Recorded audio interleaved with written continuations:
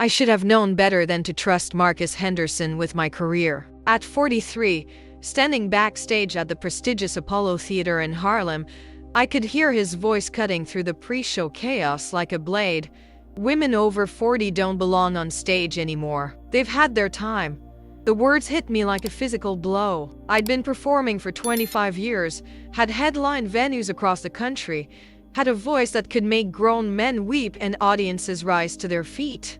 But according to Marcus, the hotshot young producer who'd promised to revitalize my career, I was past my expiration date. The industry wants fresh faces, Diana, he'd said during our meeting last month, his eyes never quite meeting mine. Younger energy, you understand. What I understood was that he'd booked me for tonight's showcase only to fill a slot, never intending to give me the respect I'd earned through decades of dedication to my craft. Through the curtain, I could see the packed theater music industry executives, talent scouts, journalists, all waiting to discover the next big thing. I was supposed to perform third, sandwiched between two 20-something singers who'd been given prime spots and full sound checks while I'd been relegated to a rushed rehearsal. My hands trembled as I adjusted my vintage microphone, the same one I'd used for my first professional gig 25 years ago. I'd kept it all these years as a reminder of how far I'd come. Tonight, it felt like a relic of a woman the world no longer wanted to see. The months leading up to this showcase had been a masterclass in subtle ageism disguised as industry evolution. When Marcus first approached me, I'd been cautiously optimistic. My last album had received critical acclaim, my touring numbers were solid, and I'd built a loyal fanbase over 2 decades. But the meetings that followed revealed the harsh reality of being a woman in music after 40. We need to update your image, Marcus had said, sliding a folder of photos across his glass desk. Something more contemporary. The images showed women half my age in barely their outfits, their faces smooth with youth and digital enhancement. The market research shows that audiences connect better with performers they can relate to. What he meant was that audiences, or rather, the men who controlled the industry, preferred women they could fantasize about. Women who hadn't lived long enough to develop opinions, wrinkles, or the confidence that comes with experience. Women who would smile and nod instead of questioning why their artistic vision was being dismissed. I'd watched younger performers get record deals within weeks while I'd been under consideration for months. I'd seen my songs passed over for covers by artists who could barely carry a tune but looked good in a music video. I'd endured countless meetings where executives praised my experience while their eyes glazed over with boredom. The final insult had come during rehearsals earlier today. While the younger performers got full production meetings, choreography consultations, and multiple sound checks, I'd been given 15 minutes to test my microphone levels. "You're a professional," Marcus had said dismissively. "You don't need all the hand-holding the new girls require." But it wasn't about needing help, it was about respect. It was about being treated like the seasoned artist I was instead of a nostalgic afterthought. As I stood in the wings, listening to the first performer stumble through a song I could have sung in my sleep, I felt every year of my career weighing on my shoulders. The audience was polite, but not enthusiastic. The second performer fared better, her youth and energy compensating for her limited vocal range. And then it was my turn, the veteran act, the woman who supposedly didn't belong on the stage anymore. As the second performer took her bows to moderate applause, I heard Marcus's voice again, this time speaking to someone in the wings. "Just get through this next one quickly," he was saying. "Diana's here as a favor to her old manager. Nostalgia act, you know? The real show starts with our closing performer. Nostalgia act." The words burned in my chest like acid. 25 years of perfecting my craft, of pouring my soul into every note, of building a career through talent and determination, reduced to nostalgia, as if my relevance had expired along with my youth. The stage manager approached me with barely concealed impatience. "You're up in 30 seconds. Remember, we're running long, so keep it tight. 3 minutes max." 3 minutes. The younger performers had been given 5-minute slots, but apparently, my decades of experience warranted less time, not more. I walked toward the stage entrance, my vintage microphone in hand, and caught a glimpse of the audience through the curtain. The theater was packed with industry power players, their faces illuminated by the glow of their phones as they scrolled through emails and social media, barely paying attention.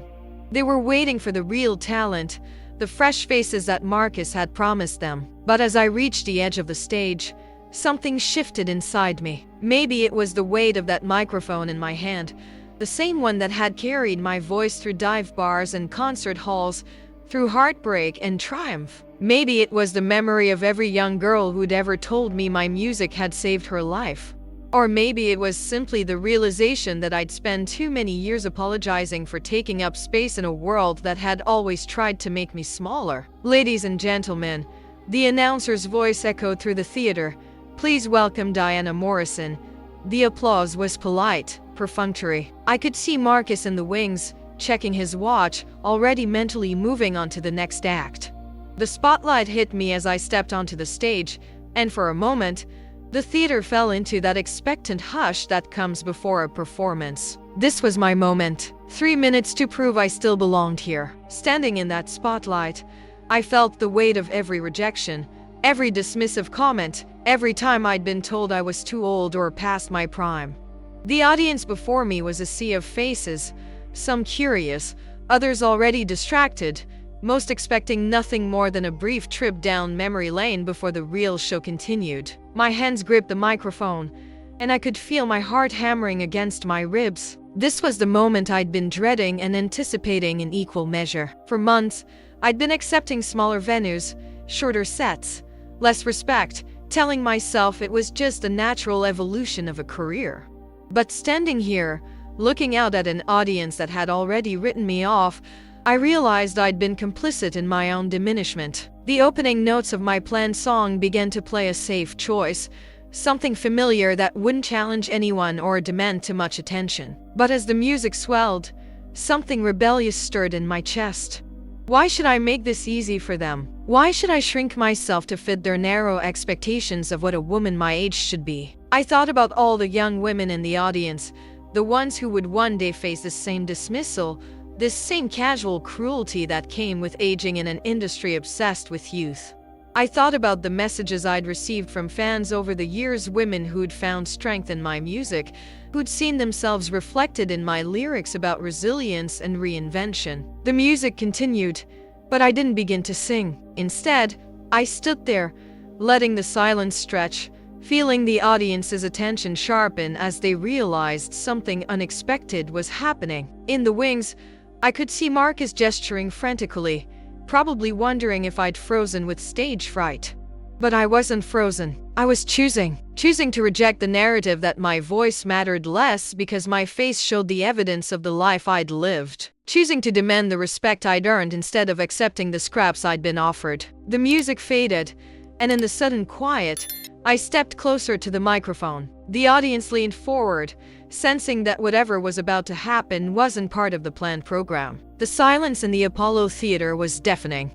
3,000 seats filled with industry executives, journalists, and music lovers, all waiting for me to begin. But instead of launching into my rehearsed song, I stood there, letting the weight of the moment settle over the room like a heavy curtain. "You know," I said finally, my voice carrying clearly through the theater's perfect acoustics, "I was supposed to sing a nice, safe song for you tonight. Something familiar. Something that wouldn't challenge anyone or take up too much of your valuable time."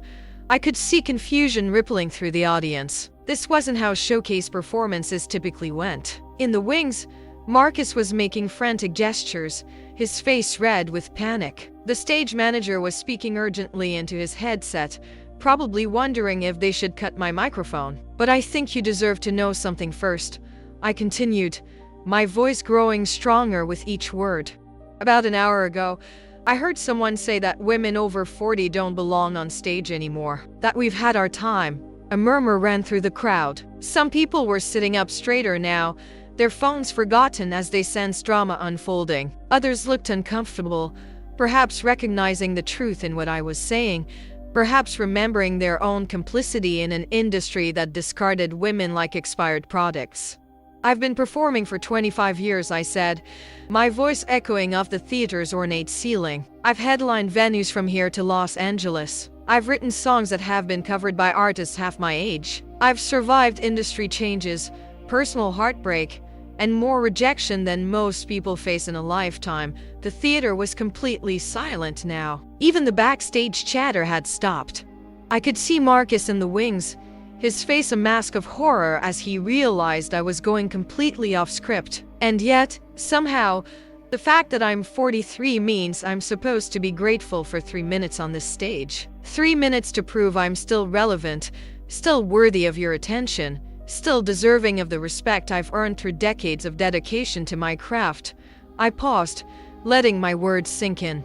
The spotlight felt warm on my face, no longer harsh and interrogating but embracing, like an old friend welcoming me home. Well, I have something to say about that, I announced, my voice ringing with newfound authority. And I think it's time you heard it.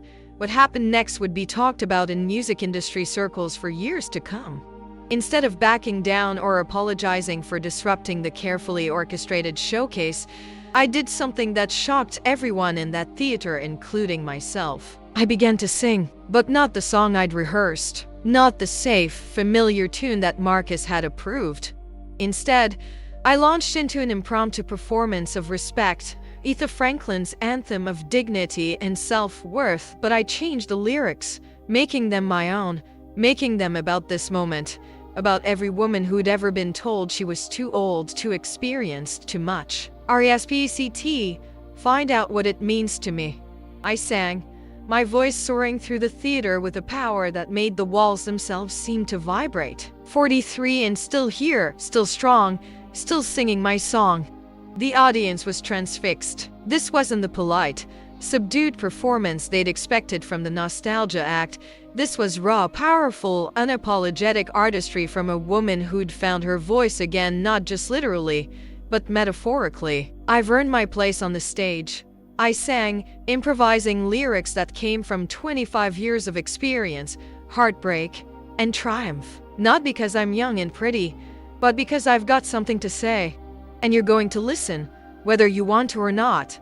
The transformation in the audience was visible. Phones were being put away. People were leaning forward in their seats. In the VIP section, I could see record executives who'd been scrolling through emails now watching with rapt attention. This wasn't what they'd planned for, but it was what they needed to hear. Marcus had disappeared from the wings entirely, probably having a panic attack somewhere backstage. But I didn't care. For the first time in months, I felt like myself again, not the diminished version I'd been accepting, but the full, powerful, unapologetic artist I'd always been. You want fresh faces? I sang, my voice reaching notes that made the younger performers backstage stop their chattering and listen. I'll give you fresh perspective. You want new energy? I'll give you the energy of a woman who's survived everything life could throw at her and came back stronger. The song built to a crescendo that had the entire theater on its feet. But I wasn't finished. As the last note faded, I stepped closer to the microphone, my voice dropping to an intimate whisper that somehow carried to every corner of the vast space. I am 43 years old, I said, each word deliberate and clear. I have lines around my eyes that tell the story of every late night I spent perfecting my craft. I have gray in my hair that speaks to the wisdom I've earned through experience. I have a voice that's been deepened and enriched by everything I've lived through. The silence was absolute. 3,000 people holding their breath. And if you think that makes me less valuable, less relevant, less worthy of this stage, I continued, my voice building to a powerful declaration, then you don't understand what real artistry is. You don't understand that some of us don't just sing songs, we live them. We breathe them. We become them. I raised the microphone one final time. This is what 43 looks like when she refuses to disappear. The standing ovation that followed lasted for 7 full minutes. 7 minutes of thunderous applause that shook the historic Apollo Theater to its foundations. People weren't just clapping, they were cheering, crying, shouting their approval for something they'd witnessed that transcended a simple musical performance. In the audience, I could see industry executives frantically making phone calls, probably to their assistants, probably about me. The journalists were typing furiously on their phones, already crafting the stories that would make this night legendary.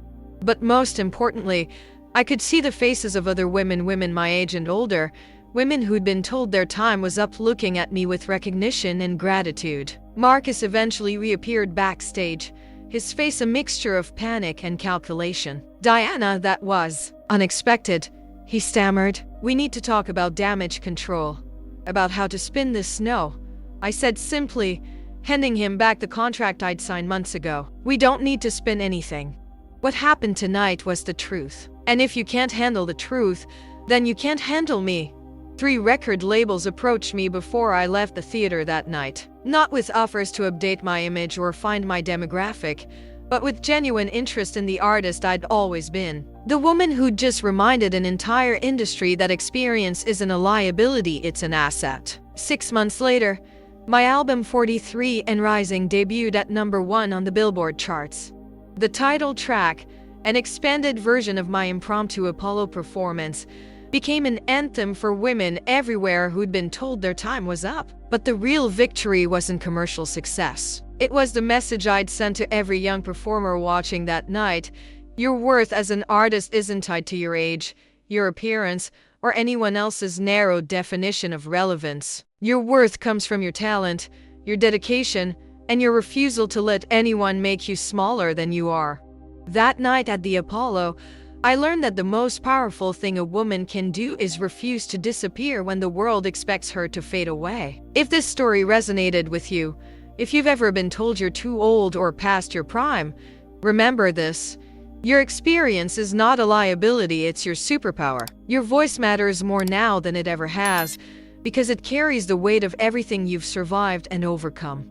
Share this story with someone who needs to remember their own worth today. Subscribe for more stories about women who refuse to be silenced, diminished, or forgotten. Because every woman who's been told her time is up deserves to know that her greatest performances might still be ahead of her. Sometimes the most powerful moment in our lives is when we stop asking for permission to take up space and simply claim it.